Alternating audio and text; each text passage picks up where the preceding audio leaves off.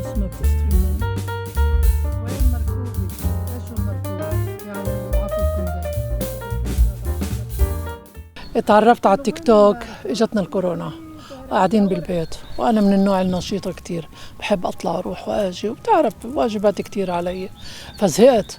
عندي حفيدتي قالت لي تيتا انا شفتك متضايقه، شو رايك تلعب على التيك توك، عندك معلومات قيمه وكذا. قلت لها هذا كلام فاضي يا ستي، هذا للبنات الصغار. قال لا يا تيتا يا تيتا. المهم انعتني، حطت لي صفحه على التيك توك، ويوميتها كنت عامله اكله حطتها، لو بتشوف شو اجاني لايك، لو بتشوف شو اجاني لايك. فلقيت الشغله حلوه، تشجعت، فصرت كل يوم اطلع.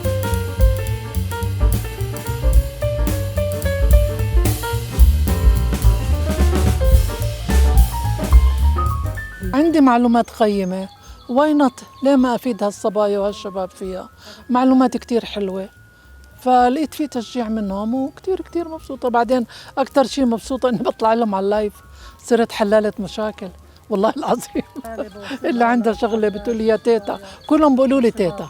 بعدين انا محظوظه كتير كتير كتير اللي عندي احفاد حول العالم.